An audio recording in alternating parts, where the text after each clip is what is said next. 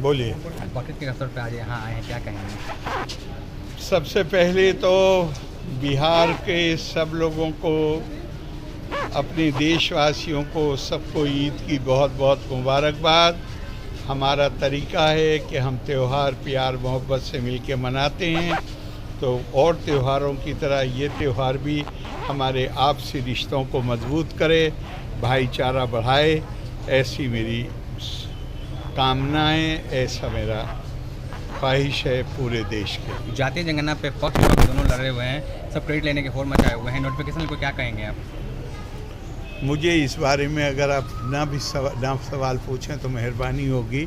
सरकार का फैसला है, तो अब वो कौन राजनीति तौर से क्या कहता है उस पर मुझे कमेंट नहीं।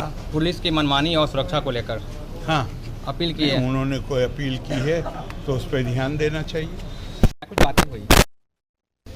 देखिए, बात तो बहुत जेल में हुई। यहाँ पर बहुत से मीडिया के लोग भी थे, सोशल वर्कर लोग थे, धर्मगुरु थे, सबसे बात हुई है उनकी और बहुत अच्छे से बात हुई है।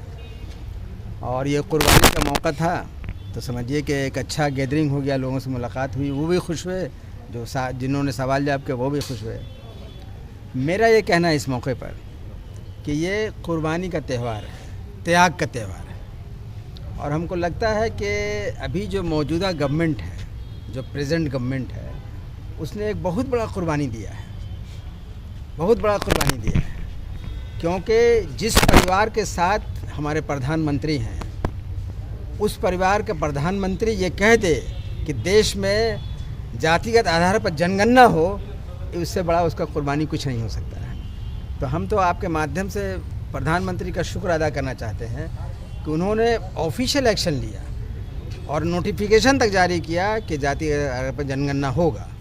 और पूरे देश के लोग, जो ख़ास करके जो लोग कमज़ोर तबके के लोग हैं, वो लोग खुशी महसूस कर रहे हैं इस मामले में कि जातिगत जनगणना होने जा रही है। लेकिन सिर्फ एक ही सवाल है सरकार से कि कहीं ऐसा ना हो कि ये 2011 वाला के तरह ही होकर रह जाए। 2011 में यूपीए की गवर्नमेंट थी, उसने भी कहा था कि हम जाति के आधार पर जनगणना कराएंगे और कहा कि उसने कराया, लेकिन आज तक वो रिलीज़ नहीं हो सका। उसका कारण क्या है? देखिए, जो जातिगत जनगणना होती है वो सेंसस एक्ट के तहत होता है, जनगणना एक्ट उसके तहत होता है। ये 1948 का जनगणना एक्ट बना हुआ, उसी के तहत आज भी हो रहा है। उसमें जात का कॉलम नहीं है, इसलिए सिवाय शेड्यूल कास्ट शेड्यूल ट्राइब को छोड़ के। तो जब तक उस एक्ट में अमेंडमेंट करके जाति का कॉलम नहीं जोड़ा जाएगा, तब तक ये तो हवा हवाई होकर रह जाएगा, जैसे 2011 में हो गया। तो हम मोदी जी से कहेंगे कि आपके रहते हुए ऐसा ना हो, फिर ये भी हवा हवाई होकर रह जाए। इसलिए हम आपसे अर्ज़ करेंगे, मोदी जी से अर्ज़ करेंगे कि वो पहले सेंसस अमेंडमेंट बिल लावे पार्लियामेंट में, और सेंसस एक्ट जो 1948 का है उसमें अमेंडमेंट करके उसमें जात का कॉलम जोड़ें, और तब लोग समझेंगे कि हाँ, सही माने में ये जातिगत आधार पर जनगणना हो जाएगा। मोदी जी के अनुमान कहे जाने वाले केंद्रीय मंत्री चिराग पासवान का कहना है कि जनगणना हो लेकिन सार्वजनिक ना किया जाए। हाँ, तो इसकी वजह यही है कि सार्वजनिक अभी भी नहीं हो सकता है। जैसे 2011 में जनगणना अगर यूपीए सरकार ने कराया तो वो सार्वजनिक नहीं हो सका, इसलिए कि इलीगल था वो। जब तक एक्ट में नहीं रहेगा तब तक तो इलीगल ही कहलाएगा ना वो, और जारी नहीं कर सकता। आप इलीगल काम कैसे कर दीजिएगा? तो इस सरकार को जो हमेशा जो बोली है वो किया है।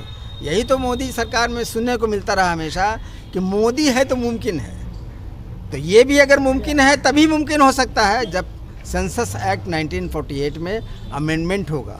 उसके लिए पहले पार्लियामेंट में census amendment act bill, census amendment bill लाना पड़ेगा और नया एक्ट बना पड़ेगा जिसमें जात का कॉलम जुड़ा रहेगा, तभी ये जनगणना हो सकता है। ना तो ये भी हवा हवाई होकर रह जाएगा।